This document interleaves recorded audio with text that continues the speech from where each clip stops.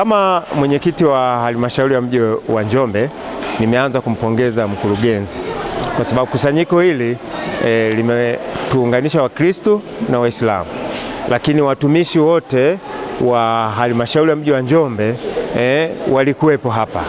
Waheshimiwa madiwani wote wa halmashauri ya mji wa Njombe walikuwa hapa. Manake ni nini?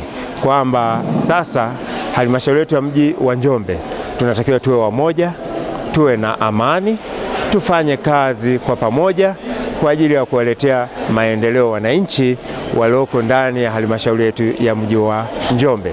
Nina imani kubwa sana na utendaji wa kazi wa watumishi walioko ndani ya halmashauri ya mji wa Njombe. Nina imani kubwa sana waheshimiwa madiwani walioko ndani ya halmashauri ya mji wa Njombe.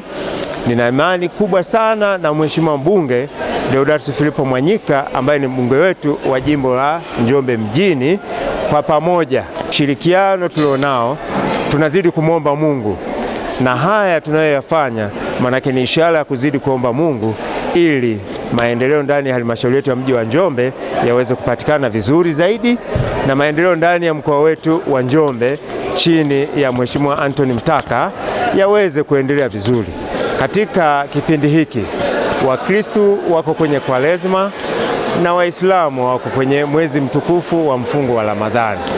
Kwa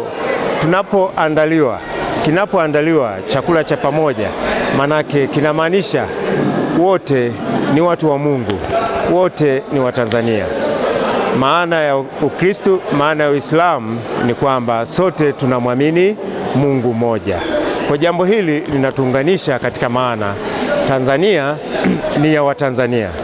Tanzania kama serikali ya Jamhuri ya Muungano wa Tanzania chini ya Mheshimiwa Daktari Samia Suluhu Hassan haina dini, lakini wananchi wana dini na madhehebu tofauti, lakini tukiachana na imani tofauti tofauti, kwa kuwa wote katika imani tofauti tofauti, iwe ya Kiislamu iwe ya Kikristo, wote tunamwamini Mungu mmoja. Kwa mkusanyiko huu unatukumbusha sote ni watu wa moja, sote ni taifa moja, sote tunamwamini Mungu mmoja. Kwa jukumu letu ni kujenga taifa la Tanzania. Jukumu letu ni kujenga imani tulizo nazo katika upendo ambao tunao. Tunaamini kabisa maendeleo ya nchi hii yatasonga mbele chini ya Mheshimiwa Daktari Samia Suluhu Hassan. Muda mrefu sana hatujawahi kuweza kuwa pamoja kwa namna hii. Kwa tukaona ni busara na jambo jema kuwepo pamoja wakati huu wote, wakati kwa tumefunga wote Muslim na Christian, basi tuweze kushiriki chakula cha jioni cha pamoja. Mimi niwashukuru sana kwa kuweza kufika.